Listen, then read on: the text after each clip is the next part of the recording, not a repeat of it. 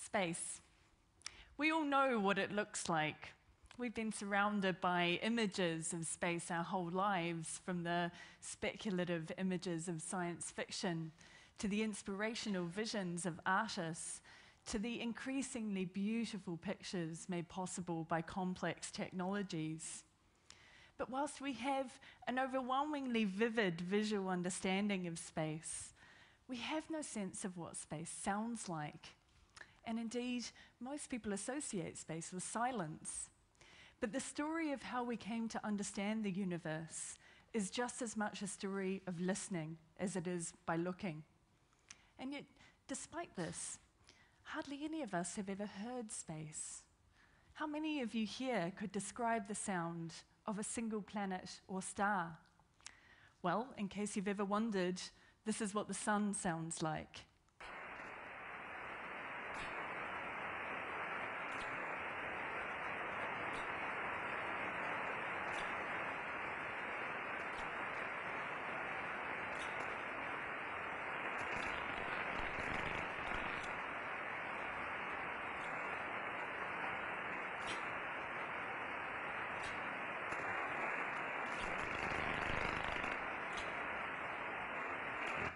This is the planet Jupiter.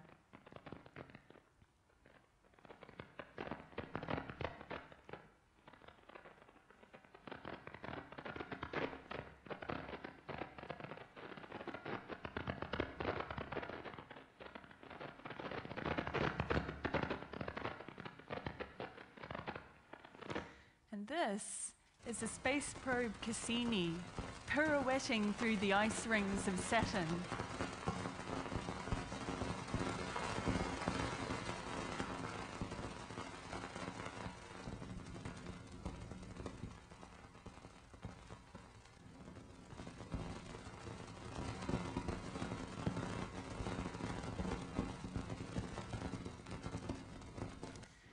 This is a highly condensed clump of neutral matter spinning in the distant universe.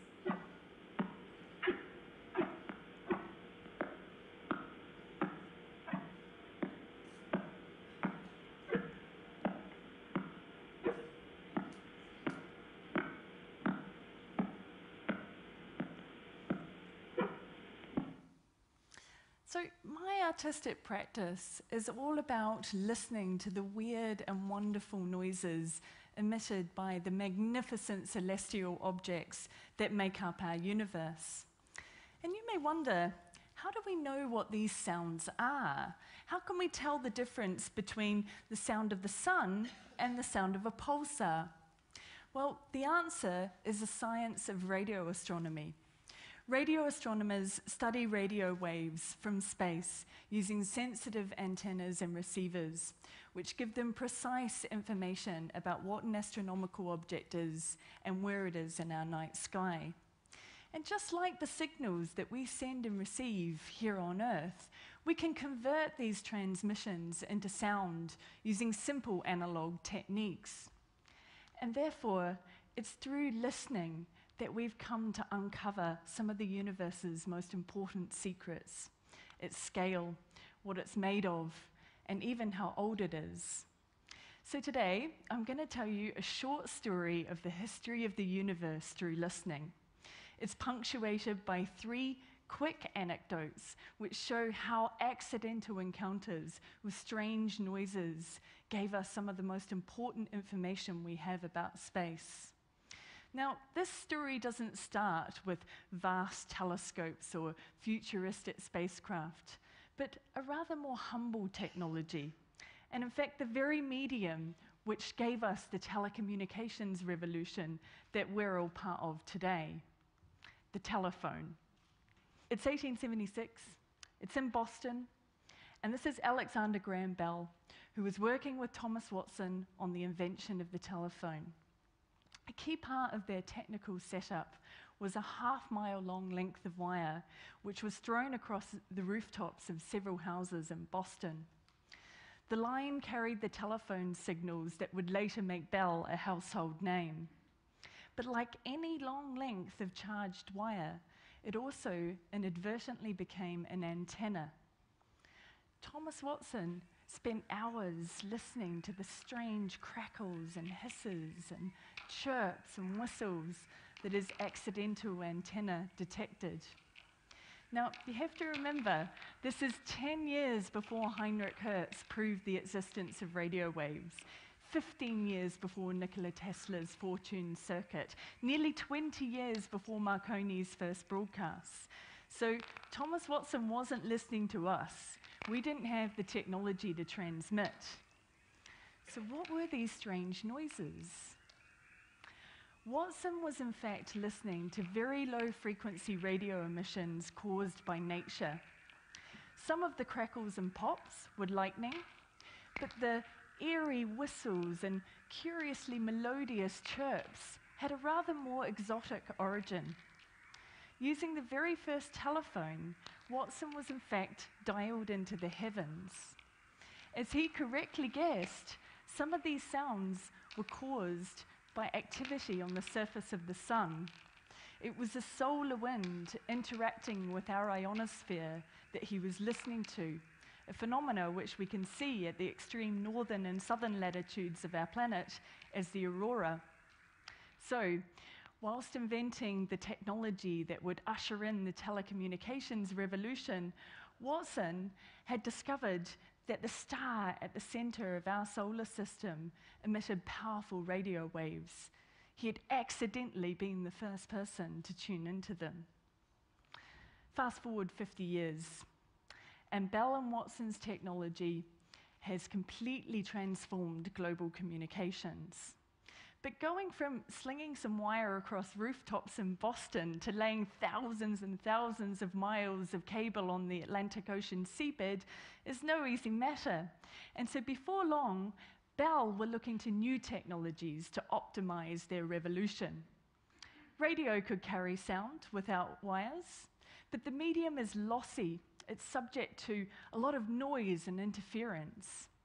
So Bell employed an engineer to study those noises, to try and find out where they came from, with a view towards building the perfect hardware codec which would get rid of them, so they could think about using radio for the purposes of telephony. Most of the noises that the engineer, Karl Jansky, investigated were fairly prosaic in origin. They turned out to be lightning or sources of electrical power. But there was one persistent noise that Jansky couldn't identify. And it seemed to appear in his radio headset 4 minutes earlier each day. Now, any astronomer will tell you this is the telltale sign of something that doesn't originate from Earth. Jansky had made a historic discovery, that celestial objects could emit radio waves as well as light waves. 50 years on from Watson's accidental encounter with the sun, Jansky's careful listening ushered in a new age of space exploration, the radio astronomy age. Over the next few years, astronomers connected up their antennas to loudspeakers and learned about our radio sky, about Jupiter and the sun, by listening. Let's jump ahead again. It's 1964, and we're back at Bell Labs. And once again, two scientists have got a problem with noise. Arno Penzias and Robert Wilson were using the horn antenna at Bell's Holmdel laboratory to study the Milky Way with extraordinary precision. They were really listening to the galaxy in high fidelity. But there was a glitch in their soundtrack. A mysterious, persistent noise was disrupting their research. It was in the microwave range, and it appeared to be coming from all directions simultaneously. Now, this didn't make any sense, and like any reasonable engineer or scientist, they assumed that the problem must be the technology itself, it must be the dish. There were pigeons roosting in the dish, and so perhaps once they cleaned out the pigeon droppings, get the dish kind of operational again, normal operations would resume. But the noise didn't disappear. The mysterious noise that Penzias and Wilson were listening to turned out to be the oldest and most significant sound that anyone had ever heard.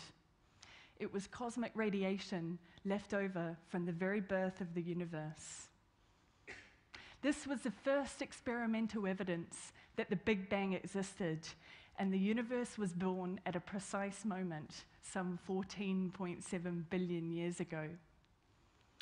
So, our story ends at the beginning of all things, the Big Bang. This is the noise that Penzias and Wilson heard, the oldest sound that you're ever going to hear, the cosmic microwave background radiation left over from the Big Bang.